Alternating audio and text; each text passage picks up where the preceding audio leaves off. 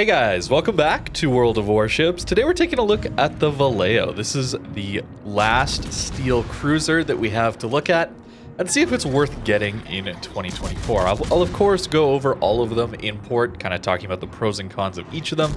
But for now, we're just taking a look at the strengths and weaknesses of this ship in particular. So this ship is a Tier 9 American light cruiser that does not get a radar. But what you do have is decent DPM and a lot of range. As you can see here, farming this Wujing down here, which is essentially an Alsace at Tier 9, getting decent fires and some pretty solid damage into him. But not having those consumables like a radar is pretty rough with this ship. Lacking utility, it's difficult to make this ship work in a lot of games where your teammates may not be the best and you can't necessarily carry all that easily with this ship when it comes to dealing with those destroyer engagements and radar and cap control, that kind of thing. But you do have okay damage. The problem here is this ship has worse DPM than a Seattle, obviously worse than a Worcester. It looks a lot like a Worcester, but you're lacking reload as well as a whole turret. Notice there's only 2 turrets on the rear of the ship, not the 3 like we would see on a Worcester. And also your reload is just lower. So your base HE DPM is 216,000, and a Seattle, for example, which is not known to be a very amazing Tier 9 ship, has 243,000 HE DPM. So Seattle out DPMs you even.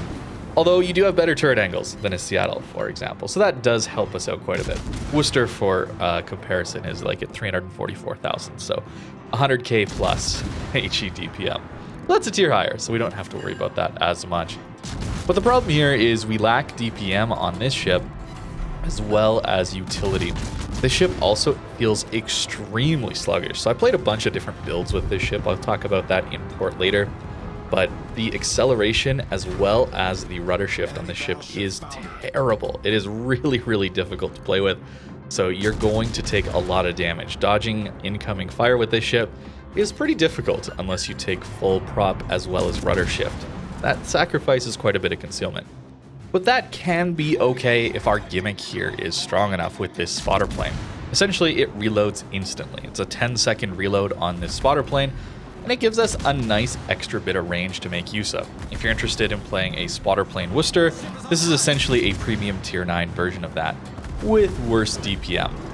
But what's crucial here is your shells don't lose as much speed over distance. So the air drag or whatever, there's some hidden values, corrupt values, I don't know exactly how the math all works. But essentially, these shells have decent flight times out to range, much better than you would see on a Worcester or a Seattle, for example, which get very floaty out to that 15, 16 kilometer range. This ship can actually make use of the extra range you gain from the spotter without actually, just missing everything because you have like a 20 or 30 second lead time or something ridiculous like that. The ship doesn't have that issue as much. It's still 152s. You're still not any sort of Russian railgun type of ship, right? Like where we'd see Donskoy with 180 millimeter guns or Nevsky, that kind of thing, where the shells they travel a lot faster, obviously. But at least with this one, you still can hit things at longer ranges and make use of this spotter. The DPM here, it seems okay. This was my first game, and we got up to 100k. Unfortunately, we got overwhelmed there. But I really want to highlight this. We reverse out a little too far, and this Azumo gets a shot in on us. And look at how long it takes us to come back from full reverse to start accelerating again. We at least don't take a massive hit, but this is with propulsion mod. So imagine without propulsion mod. We barely were able to dodge a 19-kilometer battleship salvo. That's kind of rough. I haven't talked about it yet, but you are a light cruiser, and with that comes pretty bad armor. And this ship is not one that has the immune citadels, or one of the ships that has like below water citadels, or a very thin citadel that gets overpenned all the time. It's a very, very big citadel on this ship that runs the entire length of the ship and is not very well armored. So here we're sitting at a 35-degree angle, which isn't enough to auto bounce incoming AP, so we take a pretty massive hit. So poor maneuverability combined with bad armor means you're going to take a lot of damage in this ship. There is no super heal here, so you will be feeling the pain on this thing. So you do have to play it at further ranges, which is nice to have that spotter plane with. But again, that means we lack some battle impact. Overall, I'm not a huge fan of the Vallejo. This ship I did not like on release all that much. I found it to be not a great HE spammer, and that's really all the role that this ship could play. You aren't really able to impact those games with your radar or anything like that. 13,800 damage from the Conqueror HE salvo. That is a pretty nuts salvo out of a Conqueror HE. But it is possible. And again, this is a ship that takes a lot of damage. Not a lot of armor. And obviously, it's pretty big too. It's not the smallest ship in the world either, which is not good if you're playing a light cruiser here. So jumping into our next game here, there's not much to say, but we got Super Ship Matchmaker. This is a tier 9, so you can get matched up with super ships, which is a little rough. It's a little rough to fight super ships, because there goes half your health, just like that. As you can probably imagine, that game didn't go particularly well. Now I'm going to fast forward through this to really just show you how rough this DPM can be, especially without IFHE. So we're reliant on fires here with this Azuma, and it's going to take us a very, very, very long time to deal with this guy. Our damage is ticking up very, very slowly here. We even have a Condi and a Minnesota helping us out here on this guy. Just to look at how long this Azuma is allowed to live for. So I probably took IFHE after this game, I think. I switched up the build away from just relying on fires, which is kind of what I wanted to do with this ship, since I don't really want to take IFHE on a ship like the Worcester, since we pen 30 millimeters, so against cruisers we're fine for the most part, and battleships typically have superstructures that take a lot of damage. He finally did go down though, fortunately. But still, it made me really want to have IFHE. Not necessarily to pen his deck armor, because we can't, but the upper belt as well as the bow and stern, we're going to get more damage onto those portions of the ship. But with a Worcester, we also have much better DPM and fire setting potential, just because we're going to hit more shells. So it doesn't feel quite as bad. Whereas with this ship, I found I really, really liked having IFHE. Here we don't have it still, so we're reliant on fires mainly and hitting that superstructure. Pushing a Monty like this, not necessarily the best idea. Totally fair to say that I misplayed here by pushing into this guy. But it's into the later portions of this game. Our team has won this one. And again, I'm trying to limit test these ships a lot of the time. I'm trying to put them in not the best situations and see how they do. So we'll see what we can accomplish against a Monty at closer ranges. Obviously, we're going to take some big hits. But I'm hoping that if we angle properly, we're less likely to get one-shotted and still get some decent DPM, on this guy. So he's coming to look at us. We do a good old slow down and turn in to try and dodge. I went a little early, and we get punished for it. Boom, one shot. Yeah, it is a big citadel. It is not a ship where you can just go after battleships like that very easily, especially considering the maneuverability and the just overall size of this ship with its poor armor. We did get a witherer there, though. Which feels pretty bad when we're only on like 110,000 damage. We're reliant on fires too much, I think, if we're not taking IFHE. So I've decided to go with IFHE now. It's another super ship game. Our matchmaker was not the kindest, so that's another thing to consider here when looking at a Vallejo, is your matchmaker is going to be rough as a tier 9 these days with super ships in the game. But 17.5 kilometers of range here, or distance where you got to shoot, and that's only a 12-second lead time. Very easy to hit a lot of battleships at these ranges, and just look at the extra damage we can see out of IFHE already. Especially when we hit the stern of the ship or the upper belt of the Satsuma there. Daring comes out, and we'll try and engage him, certainly, but imagine if we had a radar, right? Imagine if we were a radar cruiser and we're able to maybe push up a little bit more because we want to use that radar. Well, that Daring would have died. I'm very sure of that, especially with that Venezia on his flank as well. But still, we have the strength here of the extra range compared to a Seattle, as well as turret angles. I know I compared to Seattle and said the DPM is better on the Seattle. It's really hard to use Seattle DPM because the turret angles are so bad. It's like GK turret angles on the Seattle, so very, very hard to use. So at least here, we can be at a reasonable angle and still shoot all of our guns. And we'll see in a little bit here, but you can actually fire your 3 front guns at a very sharp angle into people, which is really nice to have. Again, moving over to deal with an Alsace here. So if you can find an island that's somewhat central to the map here, and with this spotter plane, you're gonna be able to transition to different ships at least, right? You're not stuck on a flank with a light cruiser and the enemy team runs away from you and there's just nothing you can do, because chasing people in a light cruiser in open water is just such a bad idea, of course. At least here you do have the range to actually impact the other side of the map if they start pushing over there, which is nice. So you can have some extra damage. And the IFHE, of course, loves finding French and British battleships, so the extra damage here feels pretty good. But that's about it for what the Vallejo brings to the table. It's okay DPM, good range with good shell velocity to those ranges for a light cruiser, and that's about it. It's a very squishy ship, and you don't have that utility of the radar, and having an American cruiser like that feels a little awkward.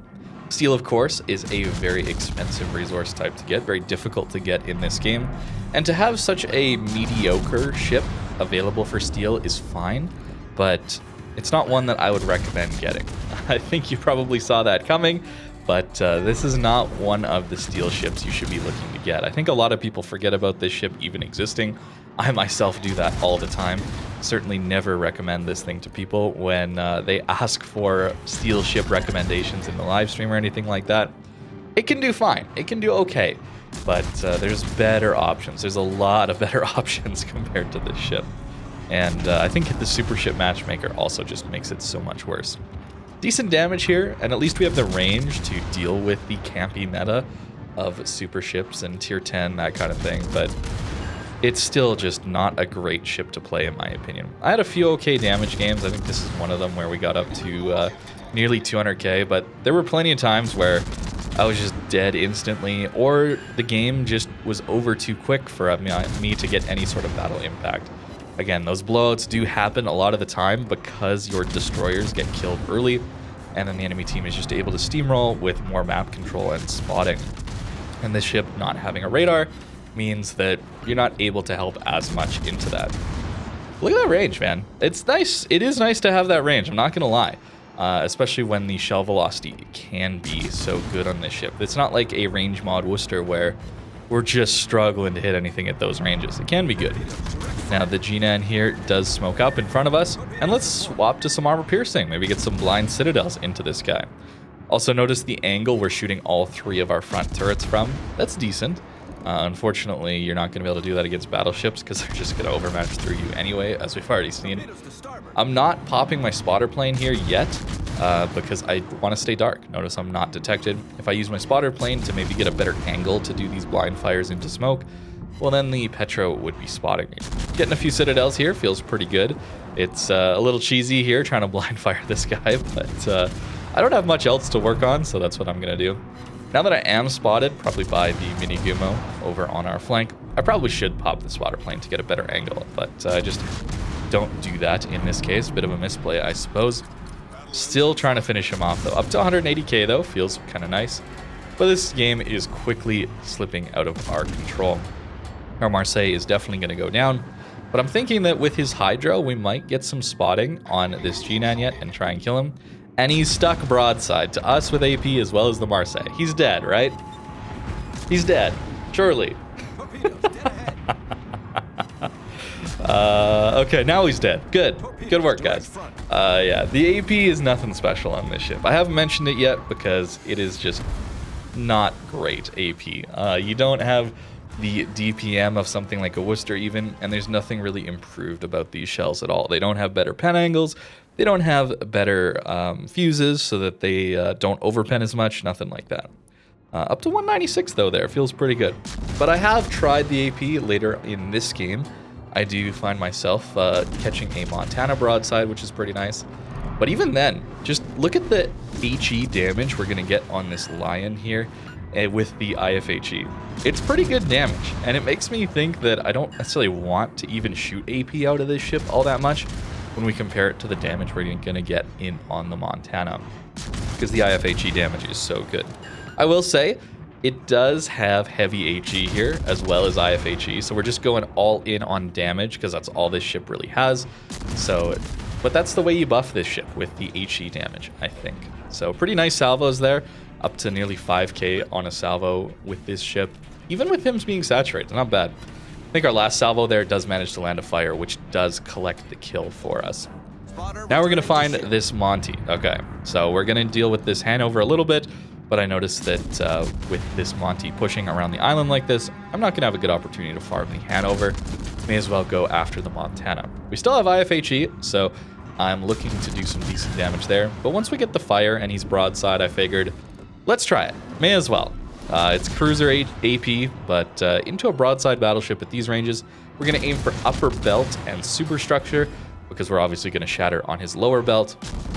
And the damage is just not great, man. Like, that's just not good damage. I think it's the dispersion, honestly, because there's a few salvos towards the end here where we're going to get maybe like 4k into this guy in a salvo, and that's decent. There you go. That's like nearly 6k from that salvo there. There's another 4, 5k, right? That's decent. But the dispersion's actually not that good on this ship. The DPM is usually enough to hide it on something like a Worcester, but here we're lacking a few shells and the reload. And so it starts to feel a little awkward with this ship missing sometimes.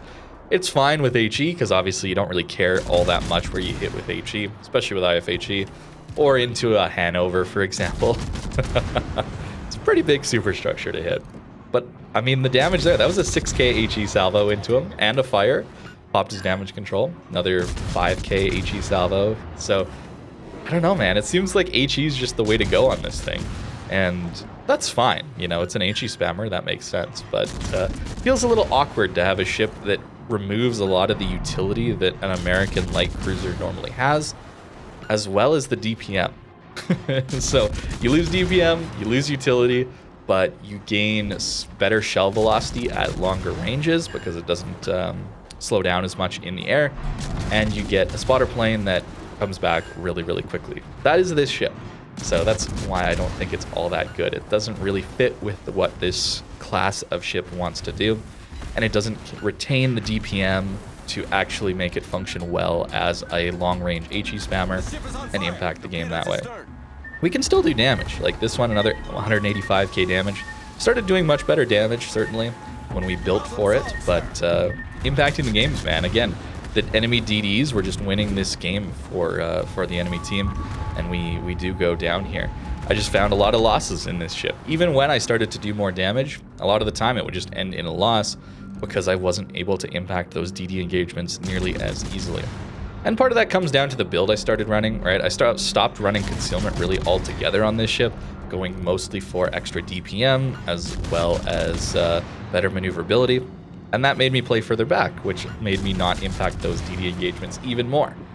But if I were to run the concealment-focused build to get a little closer and maybe impact those DD engagements, well, there's no guarantee that our DD is going to go into those engagements when I'm around, and then I'm just lacking DPM to farm battleships if they're pushing us, that kind of thing. It's a tough dilemma, man, and without that radar, it makes me want to just go for the full DPM build. There you saw another just long-range Citadel we eat through the... Even though we're angled to the Monty there, Overmatch doesn't care. That's just how it goes.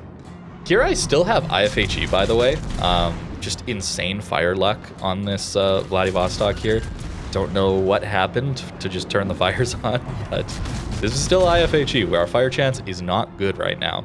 But we're getting those fires, and the damage is racking up. And that's the thing. If we had a little more DPM, I think this ship could be actually a pretty strong farming ship. But as it stands, I think it just lacks a little bit of DPM. Even bringing it up to like Seattle levels, you know, getting us up from 116,000 up to, 216,000 to 243,000. Just that little bit extra might help this ship out a little bit, make it a little more appealing. Because after all, steel's a very expensive ammo type. The maneuverability, though, is much nicer here. Notice the rudder shift is decent enough to dodge that Montana salvo, whereas before, especially in the first game, where I wasn't running rudder shift at all, yeah, it's rough, man. It's rough when you don't run rudder on this ship. And you have to run propulsion as well, so that means no concealment. We'll look at the build after this game, certainly, but At least if we do take a lot of damage and we're forced to play far back, we have the range to deal with it. If you're in a Seattle, for example, and you do take these massive hits and you're forced to play open water kiting like this, and you do end up on low HP, well, your game's basically over. There's not much you can do. At least here we could sit at 18 kilometers and still get some decent hits in on this Montana. And at this range, we should be able to dodge most of his salvos. Not all the time you're going to mess up and get hit. I'm sure I do too, but still, it's less likely that you're going to take those big hits and end up dying. Enemy Zhao, though, does have me a little worried, especially with our damage control being... Sorry, not our damage control, our heal just being used. He could kill us pretty quickly, so I decided to start focusing on him, and he actually goes dark, so he doesn't want to take this engagement right now, so I won't either. 97k, though, that's not... It's okay, but not great for a flank where the enemy team was pushing in on us. Now, lastly, broadside Zhao at 5 kilometers. Surely it's Citadels, right? Well, maybe not for me, but for him, sure. Oh no, there we go. We got one. Surely more. Come on, more Citadels. Where are they? Please. There we go. 2. We got 2 Citadels. Dispersion not looking so hot on this ship when you're using AP. You really notice it with AP because, of course, you're aiming for very specific portions of the ship. With HE, you're just trying to hit anywhere, especially on a cruiser, to do that damage. But yeah, this is a little bit of an unfortunate ship. Let's go take a look at the build. And what I've really settled on here is just playing to this ship's strengths. We have to run a bit of a weird build. It's almost a lighthouse style build where we don't take concealment at all here. I know it recommends it, but our rudder shift is so bad if we don't run steering gears here, right? 10.7 is pretty rough on a ship this big that needs to play aggressive, needs to always be shooting, and that means you're sometimes going to be spotted, whether it's plane spotted or just normal spotted. So we want the option to dodge incoming fire. We don't really want to take steering gears here because the acceleration time on the ship is very slow without propulsion mod as well. Doesn't show it here, but it takes a long time for the ship to get going. It feels a bit more like a... I mean, there's battle cruisers with better acceleration and rudder than this ship. Like, it's not a battleship level, okay? Don't get me wrong. It's not battleship, but it's closer to battleship than heavy cruiser, in my opinion. Or maybe that's just going a little too far, but still, 13.3, even without taking concealment, is fine, I think, especially considering the decent flight time of these shells to range, thanks to their lower air drag or whatever. And the spotter plane always being available is nice. Here's the commander I went with, actually. So, Demo Expert, Heavy HE. We're going top grade because anytime someone is spotted within 13 kilometers of us, that gives us another 8% to our reload, which we just desperately need because all this ship has is its DPM, right? We're, of course, also taking IFHE now. That allows us to pen 37 millimeters of armor. The key there is getting up over 32 millimeters of plating. It's very common on a lot of battleships at this tier.